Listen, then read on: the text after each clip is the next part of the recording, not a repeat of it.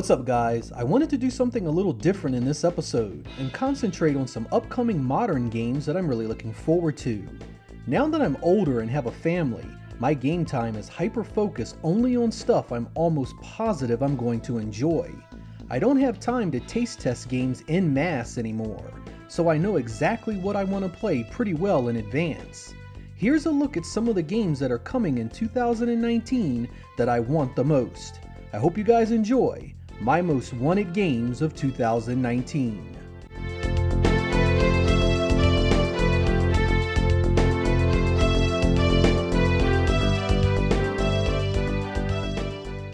The first game I'm looking forward to should come as no surprise. Announced as a co-developed project between Lizardcube and Guard Crush Games, with .mu publishing it, this is the realization of over 20 years of fan requests. The last Streets of Rage to see an official retail release was 1994's Streets of Rage 3. There isn't a lot known about this new entry aside from a brief introduction trailer that touts the return of both Axel Stone and Blaze Fielding. Who else returns is still a mystery, as is any gameplay updates it may have. Multiplayer co-op returns, and it now has a pretty dramatic art style shift from the last two games. My only real gripe is that it's still no word on whether the composer from the original games, Yuzo Koshiro, will return for any of the soundtrack. Considering that the music of the Streets of Rage series is just as important as its visuals and gameplay, I really hope he does, or they at the very least bring him on for some remixes. I know a fair number of you have expressed some concern for the art style, but I confess to being more interested in the music and gameplay enhancements. The guys doing this were responsible for last year's excellent Wonder Boy the Dragon's Trap release, so I have a feeling we may be in for something truly awesome here.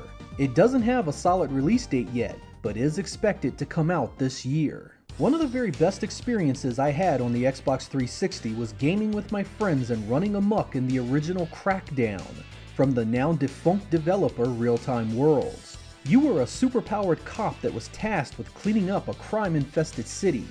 Armed with equally superpowered vehicles and weapons, you had the run of the world to kick as much ass as possible. Crackdown 2 would shit the proverbial bed, and 3 here has seen big delays since its announcement in 2014, but I'm still excited to see how it turns out. Just the idea of reaping untold carnage with a friend is enough to make this a day one purchase for me, and if it lives up to half the fun of the first game in the series, it'll be well worth it. The gameplay appears to be set up very similar to the original, with different gangs and their leaders controlling different parts of a huge city. You'll need to disrupt their areas and take down the head honcho to bring peace. The team doing this is Sumo Digital, who have done a ton of great work for Sega in the past, so I'm really hoping for something awesome here. It's released on February 15th for the PC and Xbox One, so we will know soon enough. If you were around in the Dreamcast era, you surely have played or at least heard of SHENMUE. Created by the man himself, Yu Suzuki, it was a free-roaming action-adventure game that had parts of many other genres thrown into it to make up one of that era's most unique games.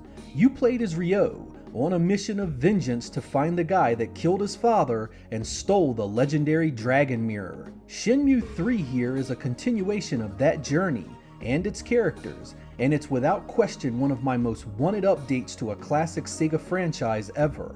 The trailers so far are absolutely gorgeous too, utilizing the Unreal 4 engine to great effect.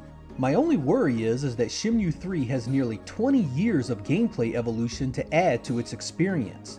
The first game was simply unmatched in its time for the incredible open world and character interactions, but companies like Rockstar have taken these kinds of games to the moon and back, and expectation is no doubt going to be sky high that SHENMUE 3 delivers. Yu Suzuki is a living legend in my eyes though, and is one of the greatest game creators ever, so if anyone can do it, he can. He also has gone on record as saying the story of SHENMUE is still bigger than what will be contained in Part 3, which I hope means he has fleshed out one hell of a grand story for us. It has an August 27th release date as of this video, and will be coming out for the PC and PS4. Having a family means that I am often drawn to multiplayer games that are easy to pick up and play so that my wife and daughter can join in. Team Sonic Racing looks to be just the kind of thing we need. I enjoyed Sonic and Sega All-Stars Racing and its sequel immensely, and this new game here looks like more of that kind of goodness. Maybe even more so now that it seems to focus heavily on team-based tactics. Like the other games, it also looks great, and the appeal of focusing on Sonic's world, music, and characters will no doubt be awesome in a multiplayer setting. Best part is that there doesn't seem to be any barrier of entry for fans, as it's coming out for the PC, Xbox One, PlayStation 4, and Nintendo Switch. I'm always excited whenever I can get my family interested in a Sega franchise, and with Sumo Digital returning to do the honors, I have all the faith in the world that we are in for a great experience. It has a May 21st release date. I've been a major Castlevania fan for over 30 years. Ever since I powered up the first NES game, I was hooked on its gothic setting, great music, and whip-wielding gameplay. Symphony of the Night and the many portable editions of the series provided me regular fixes that I absolutely loved. With Konami's output falling off in recent years, getting that Castlevania fix has become more difficult.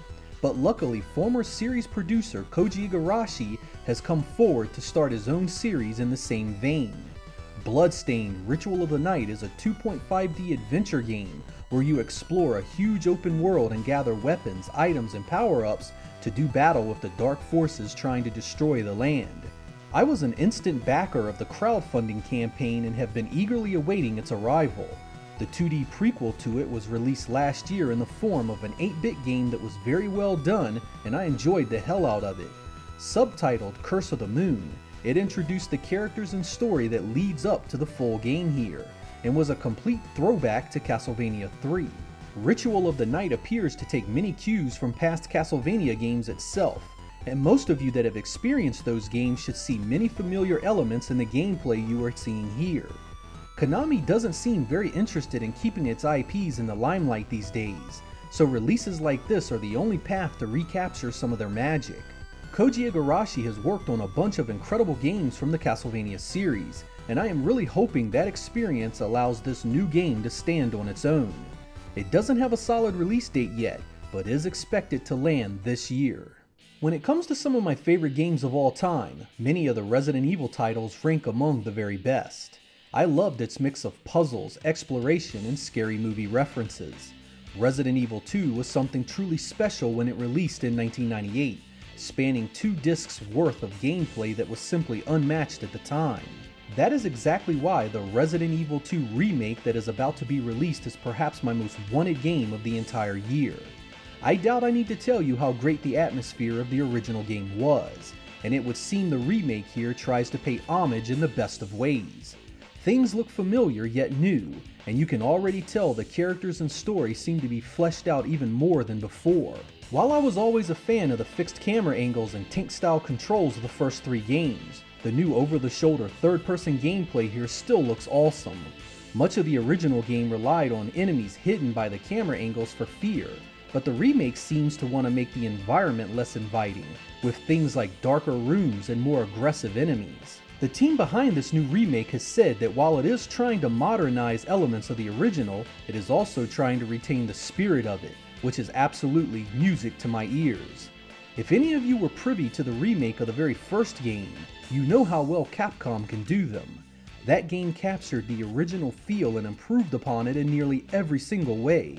The remake of 2 here is powered by the same engine that drove Resident Evil 7, so expect a great looking game too.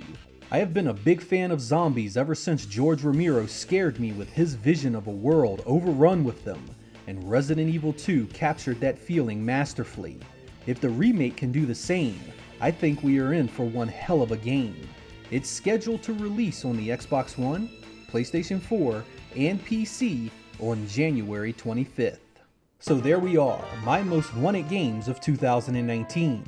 As you can see, I still rely on Sega for a good portion of my modern gaming fix, and they are always good for a handful of games during the year that I absolutely must play.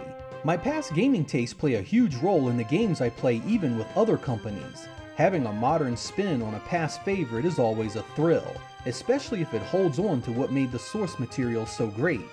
There will no doubt be some surprises that I do not yet know about released during the year, and I am always open to a few surprises. I'm Sega Lord X. Thank you guys for watching, and I will catch you next time.